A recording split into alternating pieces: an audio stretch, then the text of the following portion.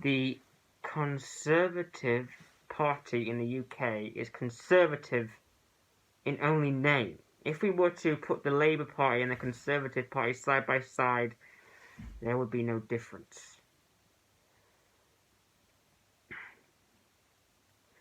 Except one, and that would be the fact that the Labour Party, the anti-racist party, is almost exclusively filled with rich, white, London bubble brats who do nothing but drink their caramel lattes whilst virtue signalling on Twitter.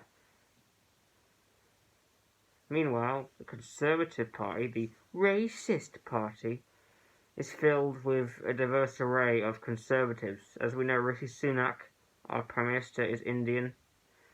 Most of his cabinet members are Indian. Most of the other conservatives are Indian. So that's the only difference. Rishi Sunak has said time and time again that he will stop the boats. Does he? Does he fuck? Every single day, thousands of boats land on British shores, packed filled to the brim with illegal migrants. And how do we welcome them? Do we give them the old steel? Do we give them the choice to either go back to where they came from or shoot them? Or do we put them on a van, drive them to the nearest 5-star hotel, and let them live out their life in luxury? Currently, the British taxpayers are paying thousands to house these illegal migrants who don't even belong here in taxpayer-funded hotels. And in these hotels, migrants are given everything. Spending money, they're given yoga classes, language classes, all sorts of things. And they claim to be refugees. Yes, because Albania is at war now, and so is France.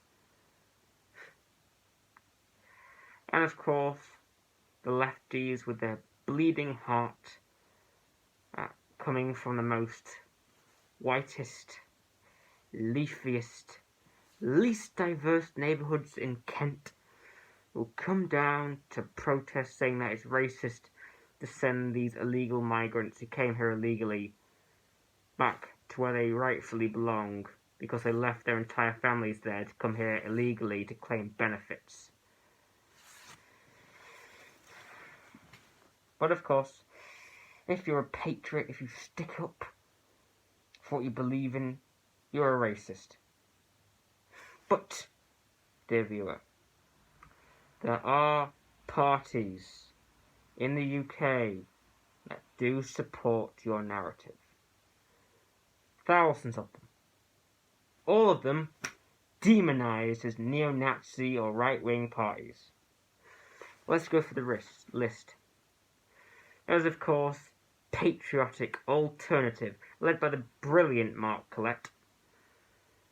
They campaign ruthlessly to end mass uncontrolled immigration. One of their main slogans is White Lives Matter, which I do agree. Next is Britain First, led by Paul Golding, a man who recently was nearly a victim of a terror attack by a Muslim jihadist.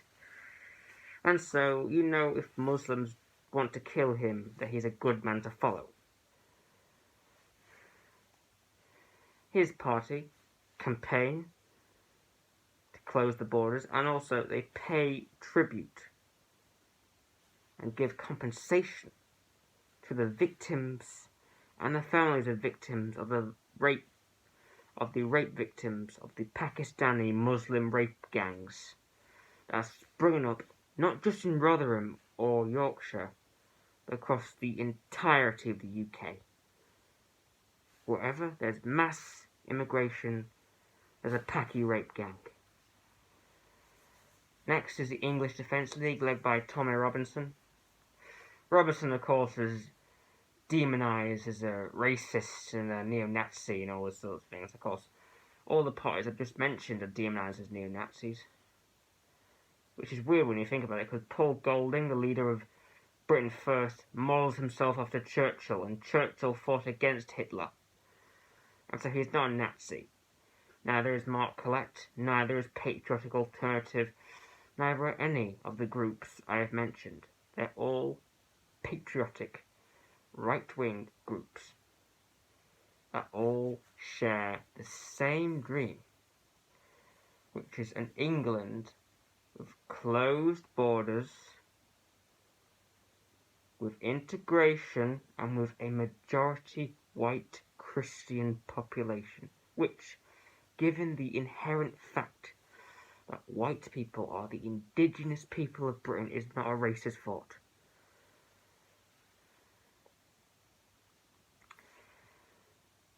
Next is National Action and countless other patriotic groups that are demonised as being neo-Nazi.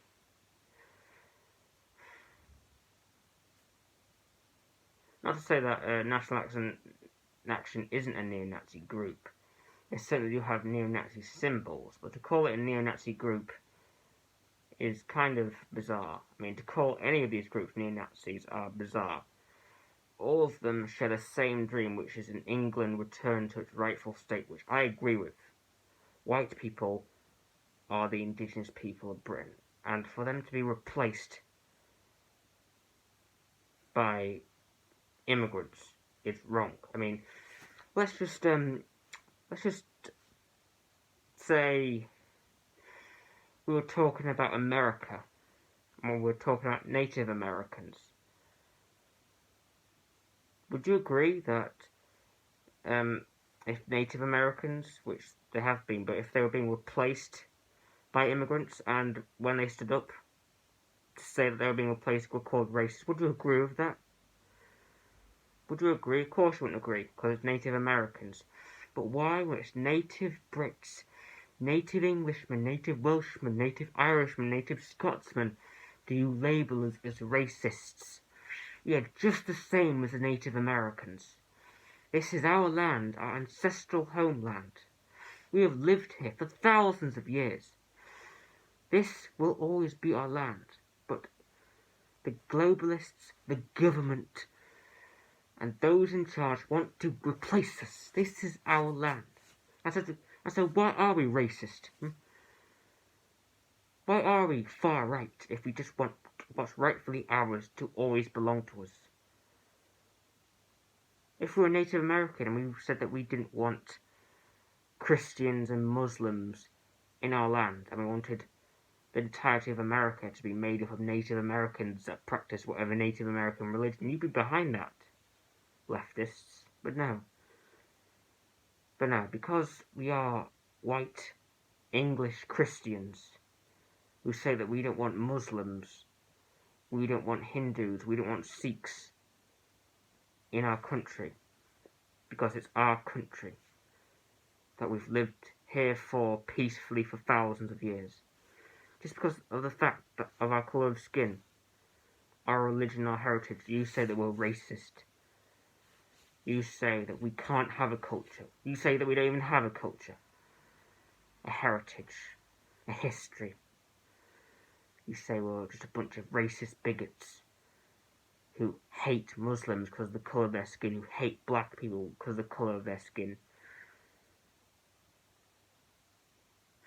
When in fact, we just want what's rightfully ours to belong to us. We want our birthright to belong to us. And if that's racist, then I'm a racist. Goodbye.